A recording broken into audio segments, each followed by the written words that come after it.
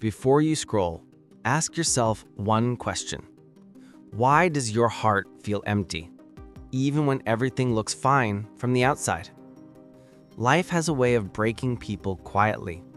Sometimes the loudest screams are the ones no one hears. Sometimes the deepest wounds are the ones hidden behind smiles. And sometimes the person who looks the strongest is the one fighting the biggest storm inside. This is the story of Samuel, a man who felt forgotten, unseen, and unworthy, until Jesus stepped into his life in a way he never expected.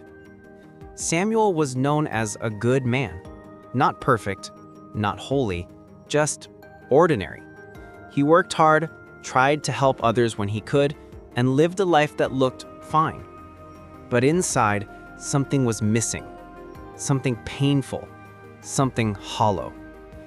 Every night, he would lay awake staring at the ceiling, wondering, why do I feel so alone when I'm surrounded by people? Everyone around him thought he was strong. Everyone assumed he was okay. But no one saw the battles he fought in silence. No one saw the way his heart sank every morning when he woke up. No one saw the tears he wiped away quickly so nobody would notice. And worst of all, Samuel believed even God didn't see him. One evening, exhausted by life, Samuel walked to a quiet place by a lake. The same place he used to go as a child, back when life felt soft and full of hope. The wind was cold, the sky was dark, the world felt heavy. He whispered into the stillness, God, if you're there, if you're real, if you haven't forgotten me, then speak. Silence. Only the sound of distant water and wind moving through the trees. Samuel dropped to his knees. Why am I never enough? Why do I feel like I'm always failing? Why do I feel unloved no matter what I do? His voice broke.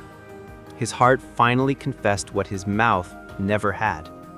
God, I don't know how to live anymore. As tears fell, something unexpected happened. A warm stillness, soft, gentle, and undeniable, surrounded him. Not a voice from the outside, but a voice within him. Quiet, calm, powerful. My child, I never left you. Samuel froze. For a second, he wasn't sure if he imagined it, but the peace, deep, overwhelming peace, told him otherwise. Again, the voice came. You think you're forgotten because you measure your worth by your mistakes, but I measure you by my love. Samuel wept. Years of pain poured out like water, finally finding freedom. Images flashed through his mind, the failures, the regrets, the people he hurt, the times he chose sin instead of God. God, I'm not worthy. And the voice answered gently, you were never loved because you were worthy. You are loved because you're mine. Those words broke something inside him, not in a painful way, but in a healing way. It felt like chains he didn't even realize he wore had shattered. Samuel lifted his head, and for the first time in years, he felt seen. Not judged, not rejected, seen. Loved, chosen, wanted. From that night, something changed. Life didn't suddenly become easy. Bills still needed to be paid, people still misunderstood him. Mistakes still happened, but now he wasn't walking alone. Every morning when Samuel woke, he prayed, Jesus, be with me. Not a long prayer, not fancy, but honest. Slowly his heart healed. Relationships began to mend. Joy, real joy, returned. He forgave people he once swore he never would. And most importantly, he forgave himself. One day while reading scripture, his eyes stopped at a verse, one he'd read before, but never truly felt. I have loved you with an everlasting love. Jeremiah 31:3. Tears filled his eyes, not of pain anymore, but of realization. he finally understood Jesus didn't want perfection. He wanted his heart. Years later, Samuel stood in front of a crowd sharing his testimony. People listened, not because he was perfect, but because he was once hurting just like them. He said, "I thought Jesus wanted perfect people, but now I know he wants the hurting, the ashamed, the lost, the tired, the imperfect, because that's who he came for." The audience was silent. Some cried. Some stared. Some whispered prayers. And then Samuel said the words that changed lives.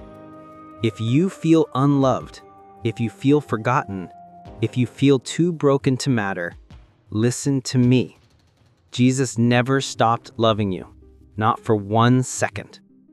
In that moment, many hearts awakened, because the truth finally became clear. You are not unloved. You are not unseen. You are not forgotten. You are chosen. You are forgiven. You are beloved by the one who created the universe and still calls you by name. So if you're reading this right now and something inside you is hurting, if life feels heavy, if you've been pretending you're okay when you're not, hear this. Jesus is whispering to you, "But I still love you. Come back." He doesn't want your performance. He wants you, just as you are right now, because his love was never based on who you've been, but on who he created you to be.